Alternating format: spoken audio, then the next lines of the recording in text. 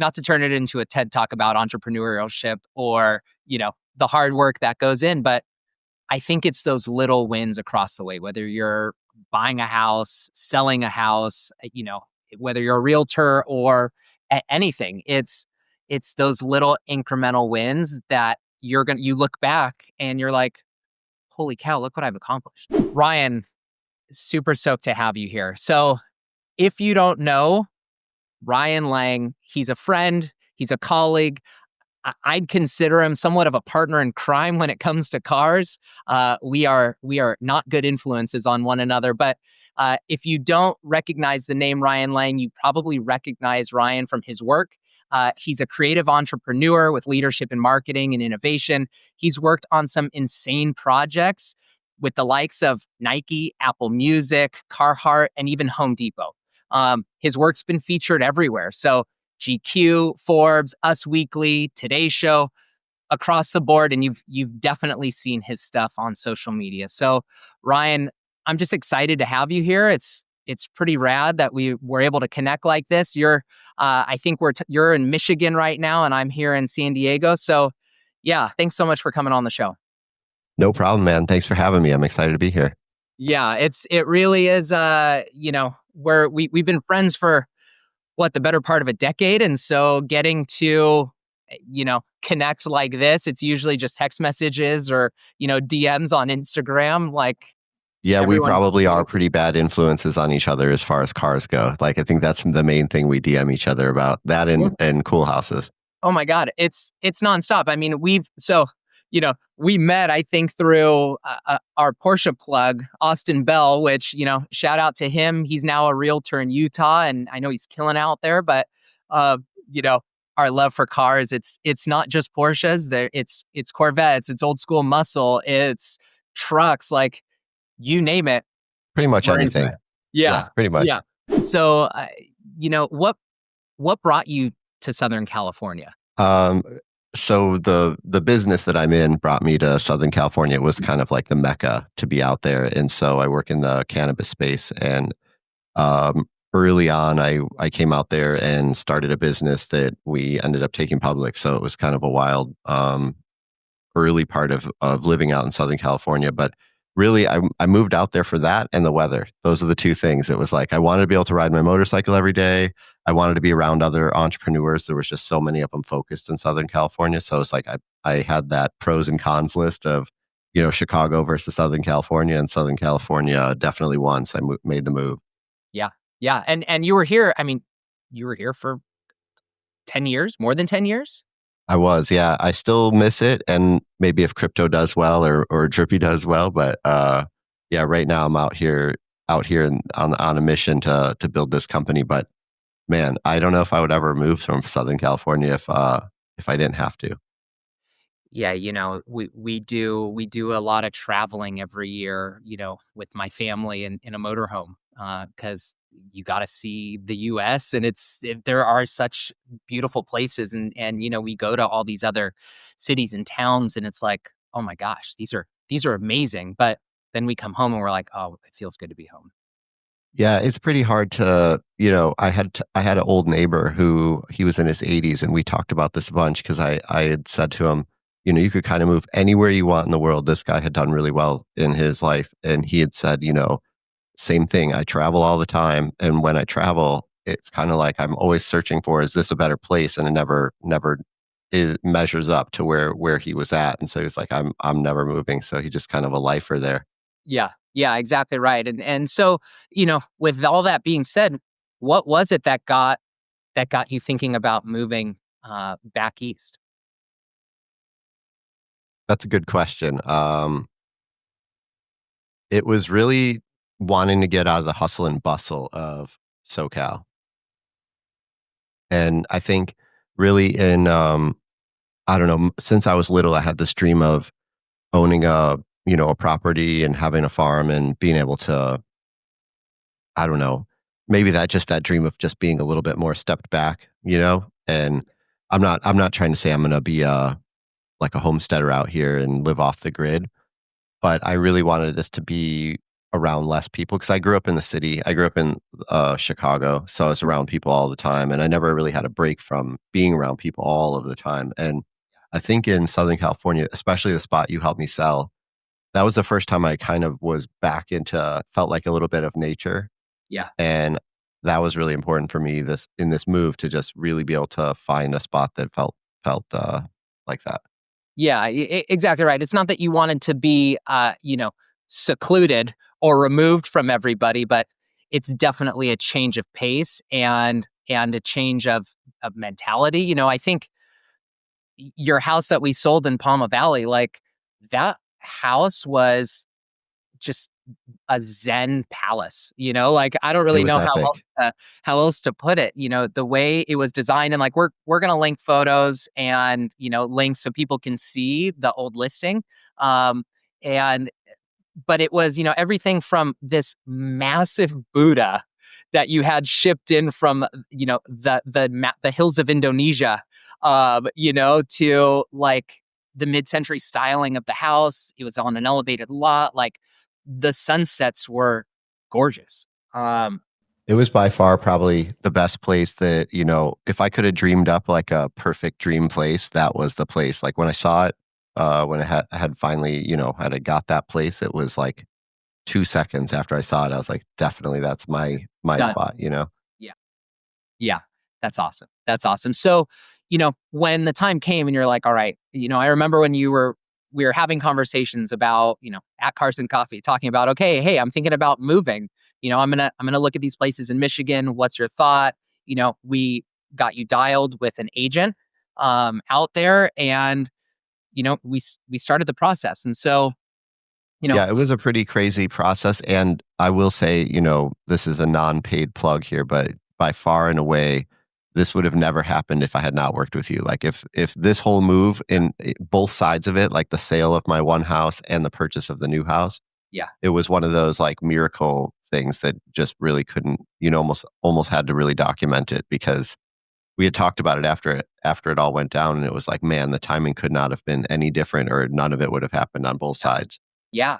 Well, and so you were, you had very specific requirements, right? So you wanted, not from an affordability standpoint or not, you didn't want to buy the place in Michigan until you had sold Pauma Valley, and you had your reasons for it, and so we were like, okay, this is our goal, but the offer on the Michigan house had timelines that were running out, and you bought in a neighborhood that is like super demanding, and especially when spring is around the corner, everyone comes out, the buyers come out, the snow melts, and it's like chaos, right? Yeah, they had probably a lot of backups on this place, and I think, we did get a good price on it too, so it was like a combo thing, like, they probably didn't even wanna take my offer at the point, that they realized kinda where we were at, and so, yeah, we had to just timing had to be perfect on it, and you're right, I didn't wanna sell buy one without selling the other. It's mostly because I'm lazy, like, I would just be out here, start getting busy, and then just stop thinking about the other place, and it would just sit there, and I had that happening. Had a place in Chicago like that where I was like, "I'm gonna make this a rental," and I just never rented it. Yeah, yeah, Um, but yeah, that was a challenge, and I'm thankful that you were willing to work through with me because I know a lot of realtors probably wouldn't do that, in some cases because it just makes your life difficult on both sides, and, you know, thankfully, you were able to pull it off. yeah. I think with, the house in California, it was one of those, like, really special places. I found out recently that the people that I bought it from just rebought it, so No and way. like, locked it down, like, for life. It's gonna be locked it was their so it's like, I had bought it from, like, the mom and dad, and, Yeah. like, the kids bought it back, so the mom and dad are either retired or passed, but the kids bought it back, which is kinda cool to No see. way. So it's That's kind of pretty in good wild, and hands. that's like, that makes you feel good, and it tells you, you thought the house was special, but more than just you thought it was special, which really just goes to show how amazing it was. So, a funny story, like, when I was thinking about this before, you were buying the house in Michigan. It's, like, beautiful, 70 degrees and sunny here in San Diego. You're buying this house in Michigan in the dead of winter, and you were And, like, like, looking at houses in the dead of winter, like, I "Yeah, flew out here a couple of times to look at these farm properties. there were a few times I was like, am I crazy right now? Like doing some of this. I remember like ripping through a farm field on like one of those, farm gators side by side things, Yeah. full snow to the face, and trying to assess like, is this the right house for me? I Yeah. had never lived in the middle of nowhere like this farm community. I'm heavily tattooed and look the way I look. So like me being in, also picture me in like a middle America small town, like a Hallmark movie small town. That's the type of town I moved to. So I stand out also. Yeah. But it was kind of an interesting process trying to find a place out here, because you're right. During the summer here, I don't know what it is. It's like almost like trading baseball cards or NFTs or something like that. The houses here, people just buy them. If it's available, somebody will just buy it. There's enough interest in this from the city nearby where people use it for like summer houses and things like that. So there's a lot of people that just kind of buy them as investment properties. So Wow. it was a timing thing. Yeah. Yeah. And so like, I remember you flying out there. You rented a car. The agent was like, "Are you sure you really want to come out here? Do you know it's like buckets of snow or Horrible. mountain, whatever they call snow, lots of snow." Obviously, I don't know. And you're like, "No, fuck it, I got it." And you rented a car, ended up like driving off the road or something because it was just like That's a it, true it's story. it was like insane. And that's the house you ended up buying. And it sometimes you got to do what you got to do, right? Yeah, it was pretty cool. We came out. I had a couple of buddies come with me just to like look at it. Like I said, we were cruising around in this side by side. But on the way out here, I had made it all the way here. Like it was a long travel from California. Rented the car. I drove during a blizzard, like 2.5 hours to get here, and like I'm 10 minutes from the spot, and like just slid off the road and hit a pole. And it was just like such a silly thing. But I'm like, and I'm a good driver too, so it was like a double defeat. But Yeah. I'm here, and I did make it through my first winter. I have never been so excited to see sunshine again because there was a lot of snow this winter, and I was not ready for it. I didn't Not even have a jacket. hard. No. Oh my gosh. Yeah. I love the idea of snow, but when it comes down to it, I'm not sure I could live in it. It was, I grew up in it, and I moved, to California and vowed to never see it again. But having it back, I was actually pretty stoked about it. Like, on those days where it was just terrible snow, you'd kind of give one of those, oh man, it's snowing today, but you're kind of like little kid excited about it. And that was kind of how it was. Oh, that's so rad. That's awesome. So, when we listed your house, there's market fluctuations, there's everything else that's going on. And so, I want to always try and be ahead of the game. I like pride myself on wanting to be creative and like, how can we market a place, especially as one that was as special as yours? And so it's like, okay, what can we do that's kind of thinking outside the box? So we came up with the idea of like, okay, let's do an MTV Cribs. Let's do like this, our generation, what we grew up on of this like super rad, let's show you the house, somewhat of like guerrilla filming that MTV used to do and highlight the house. And you were gracious enough to be like, yeah, fuck it, I'm in, let's do it. And we made this video and it was epic. And we were using it like to boost, we were paying to boost it and, running it as an ad, and it got activity. And it was it was cool to get to work with you, more than just client to agent as, the marketing side and seeing your innovation and like, It was fun to have that as like just at least a piece too. Also, you got all that footage of my spot, like that'll forever be one of my favorite houses. Doesn't matter if I get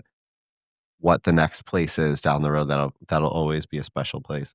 yeah. Yeah. So, and I'll like, we'll link that video below and I think people will definitely get a kick out of it. But what's harder? Is it more difficult to be a buyer or is it more difficult to be a seller? You've been on both sides. I think it's probably harder to be a buyer, probably sometimes, because it feels like right now we're in a pretty competitive market. At least all the places I've been looking, just looking around the country at things. Um, there are. It's maybe this is a wrong prediction. I don't know if I'm just making up a fact. It feels like there are people sprawling out more out of cities a little bit. So, looking at this like more rural area, there's a lot of other people having the same thought. Maybe it's an Instagram trend or something like that. You see all these types Yeah, of yeah, tiny what we're farms. getting targeted with.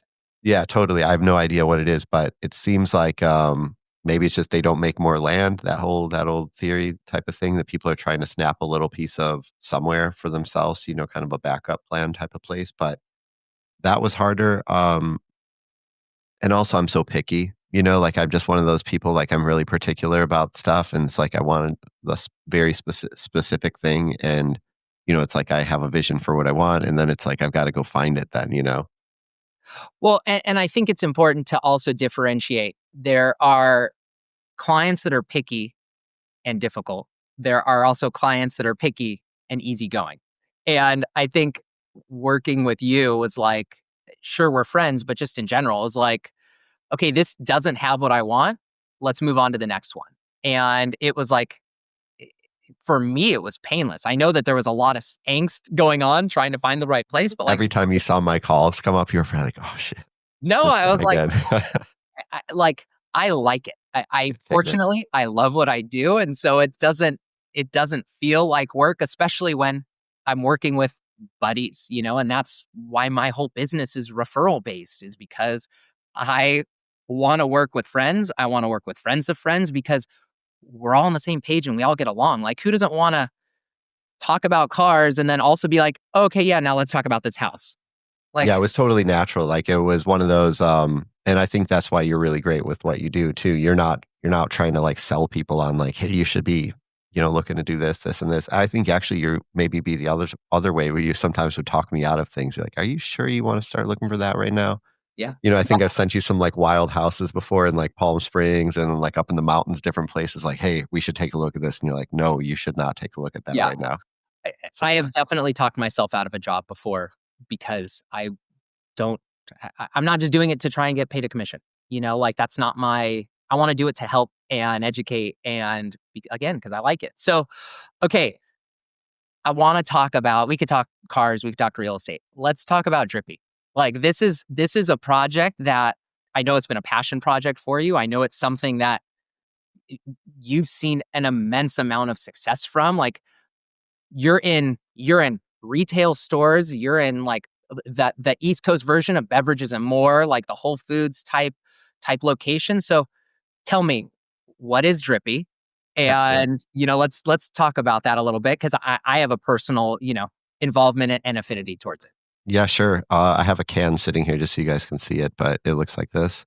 It's a soda, and it's a hemp-infused soda. So the beverage market is really shifting right now pretty rapidly from things like craft beer and things that I don't know if you want to say like are more unhealthy versus healthy. Because I'm not saying that this soda is healthy. Maybe it falls more on the like Olipop spectrum, where kind of maybe it's almost good for you type of thing. Um, but there has been like this real shift away from people, I think, almost just drinking in general, alcohol. And that's not necessarily why we created it. I talked about how I was in the cannabis space, and we took that company public. After that time, running or helping run a publicly traded company, I was kind of like, what would I want to do next? That is like for me, that is the way I would want to do something. And I teamed up with some other, what we call like OGs from the industry, people that have been in the space for a long time. Like you had mentioned, Alay. He runs a he runs a lab that's doing clinical research right now for different cannabinoids and how they'd actually have health benefits. So he's doing like real scientific work right now, working actually with the Salk Institute on a few things right now on a dementia study. But he teamed up with us and we launched Drippy. And it was really, like you said, it was a passion project at first. And it's been a minute. We've been working on this for a minute. Like when we sell this thing for $1 billion, someday people will go, wow, these guys got really lucky with that timing wise and all that. But no, we've been building this thing for over 4 years now. And now people are just starting to hear about, hemp beverages or THC infused beverages. And And you're you're and right. you're ahead of the game, right? Like We were you've pretty far ahead, like maybe even way early where people didn't know what we were doing at first, and it yeah. was, we had to really like hustle to open up doors early on. And the wild part about sort of, as you described, we're all over the country now. That change really has only been within the last, say, few months. You know, like we really, really were working hard, and we were in California, we were in a few states, but it was Mhm. still that really, really hard grind. And it's like, maybe this is, I don't want to turn it into like a TED talk about entrepreneurship, but it's like not giving up, kind of just keep pushing because you're just right on that cusp of the next, move being the one that opens all the doors. And so now we're in that good problem to have where we don't almost have enough inventory all of the time because each week we're getting more requests from different shops. Yeah. As you see this kind of shift away from drinking alcohol to finding some other way to unwind, I guess. Yeah, it's I see it firsthand. I've got 2 little kids, once I turned 40, literally my hangovers were terrible. Yeah, Like people don't want to feel terrible the next day. So it's like I think I'm not a drinker, and it's not because had a problem with it. It's just same thing. I just never felt right with it, or just I didn't like to feel terrible the next day. But I love Drippy, and yeah, the thing that was like a moment for me where it was like, whoa, this is really getting crazy is in Chicago. There's this like app that everybody uses. Everybody uses it to get their groceries. Um, Called GoPuff. It sounds like a weed app, but it's actually not a weed that app. was actually the first thing I asked you when you told me about it a while ago. I'm like, "Oh, so it's a." No, it's like a grocery chain that's like in every neighborhood there is a GoPuff, and it's like a mini grocery store that has everything. And generally, it's a little nicer. It's not like I don't know, it's not like Whole Foods, but Maybe like a it's nicer. Sprouts Yeah, or something. something like that. But being that everybody's in these like blocks of condos and apartments and all the different chunks of the neighborhoods, people just instead of going and trying to park somewhere, they just order on GoPuff, and it's there 15 minutes later. Whatever it is, toothpaste or bananas or whatever you need. Yeah. But we just landed on GoPuff this last week. So I was in Chicago like the day that it happened, and I pulled up the app just to see it. And I like almost got choked up when I saw it. I was like, Ah, we can like get us next to Lunchables on the GoPuff and get it sent to your house right away. It's just so wild.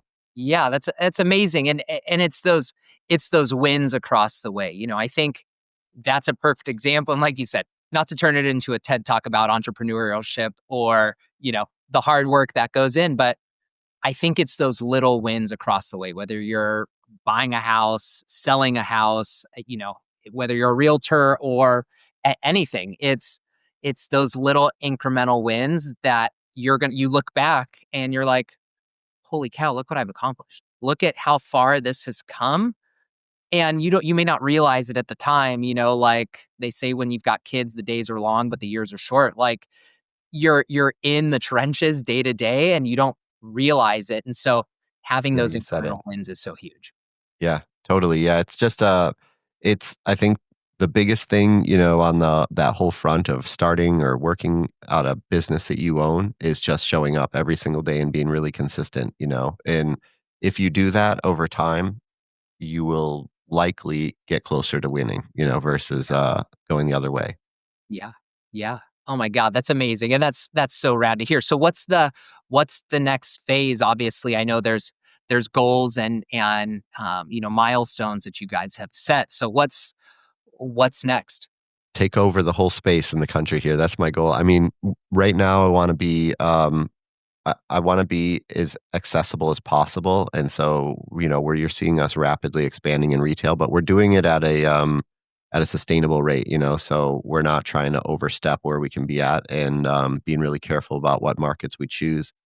Um, I think the most exciting part for me is seeing people like my parents, who are kind of like I grew up very in a religious household. Conservative. Cannabis was a very conservative household, Yeah. like very cannabis was like a no, can't even talk about it type of thing. And then seeing like my parents' friends like they're down in Florida, and like their friends in their little pockets of their neighborhoods, it's like their cool little thing. Like, they'll show up to a party and one of their friends will have it and be like, "Oh, you guys tried this yet?" Yeah. And it's just cool to see that, like, in a weird way, this beverage category is shifting that whole Session. perspective of the Mhm. whole industry. So we'll Yeah. see where it Yeah. goes. There's not a stigma with it anymore. The stigma is slowly melting away with some of these things. Although there are still states that, are kind of confused as far as how they're regulating right now, and they're, stepping backwards to step forwards. And so I think as all of those things kind of pan out and kind of find their way, you'll see this category really explode. Yeah. Yeah. No, it's awesome. I mean, you guys have, so on your website, and again, we'll link it all below, but on the website, you guys have where you can just get an auto ship, right? Like, Yeah, you can get a monthly subscription of whatever size pack you want, and this is no lie. There is a lady that has like, what I was going to say. yeah, like she's getting like 8 or 9 cases a month. Like I don't, at first I thought it was like she had like a retail store going or something, but it's like I think they're just ripping through it. She might have like college kids or something. But yeah, they go through it. I go through like 3 cases a month though, so I can't really judge, and I'm just by myself. So Yeah, but you got people to are always test grabbing them when they come that. over. Oh, yeah, it's quality control for you. Yeah, no, I'm the quality control guy. No, it's like it's the funny part is I always joke that there are other brands out there. We just did there was a conference in Chicago actually. It was a big beverage conference and kind of everybody was there. We taste tested a lot of the other brands out there, and I would say that we're one of the top best ones. And what's kind of wild is like I always say that the other brands are the ones people kind of take a sip and they're like, oh, it's interesting, but they don't finish the can. Mine is like people are always sneaking it, like trying to sneak 4 more cans or whatever. We just did a gallery event and we sent a bunch of cases to it, and I expected there'd be a ton of leftovers, and there was 0 leftover. So yeah, people love it. That's awesome. That's awesome. So how, because I think it's such a big part of your story and your background and how you approach things in life, what is your music is a hard part, a huge part for you. Art is a huge part. When people were touring your house in Pauma Valley, they were, your art was everywhere. The walls were lined with it. And it was, people were like, wow, is this staged? Like, did you have an artist come in? How did you do all this? And it's like, no, this is the seller's all personal collection. And it's not like, it's not your typical art that you would expect to see. And so how has the music industry, the art, your affinity for all of that, how has that shaped how you've approached Drippy and then just your other projects in general? Yeah, sure. I'll try to not make it super long-winded, but I worked in the music industry for a long time and previous to cannabis, and so those industries sort of go kind of hand in hand, and they sort of always have. And I met a lot of artists when they were kind of younger and just getting going. So that both on the music side and on the art side. So all the things I've sort of collected have either been people I've known or people I've had access to at certain times, and so have gotten. Yeah, I'm really into art. I'm a creative by nature, so I want to support artists also. Yeah. So if I have an opportunity to scoop something really cool, I'll get it. And yeah, maybe someday they'll be worth something, but I'm not a collector for that. It's That for the love. reason. It's for the love. Yeah, I even buy like old weird. Like I bought a painting from a not a thrift store. What is it? An antique spot recently, just because it was rad and I thought it was cool. And I looked it up and found out that the artist still has paintings in the Louvre. So I like got a scoop on one. So it's just like you got to have always have an eye looking for what things you like. That's so rad. That's so rad. So, okay. So before we jump off, I know you got to get back to it. What's the next car you're going to buy? What is your recommendation for someone buying or selling a house? And what's the most important thing you look for in an agent? Yeah, sure. Good questions. Most important thing looking for in an agent, trustworthiness. So they, sort of do what they say and kind of like, here's, go by their word. Yeah. And that's just like little things, just that. And you've always been far, far and above that. It's like every time I'm like, dang, I can't even believe that this dude's so good at what he does. It's just like amazing, truly talented, and appreciate you and Thank you. that you've helped Yeah, me. I wasn't even trying to like, No, it's true. but yeah, I'm patting your back for you because you really did kill it. The first one, what car? Next car, yeah, what's probably your next some kind car? of farm truck. It's like I don't know. Right now, I've being out of California, my whole perspective of shift. Everything has to have a utility now. So I'm out here just Do you doing the still have the Lord's side by work. side? Yes, Yeah. that's probably my. I drive that thing to town. I look all weird driving the thing around, but I love it. Oh my God. Middle question, what was it again? Middle question was, what is a recommendation that you would have? If there's one thing for someone who is considering buying, what's one recommendation? Where should they start, or what's the one nugget that is like Yeah, keep in your sure. back pocket? I think just buy when you're ready to buy versus like feeling the pressure, the society pressure to like own a home, or, if you're a renter, rent at that season. I think like I bought when I was really, really young. I bought a place and I didn't necessarily love it. And I just bought it because I felt that pressure to like own a place. And then I was stuck with it for so long Yeah. of my life. And so, yeah, if you want to buy, be ready to buy. And then, all that other things that come with the home ownership, so be ready to take on that and be excited about it. I think there's like some comedian that has an Instagram thing around where he's like, but owning a home, you got to do all this stuff, yard work, all these things. But it's like, I love to do that stuff. So Yeah. Yeah.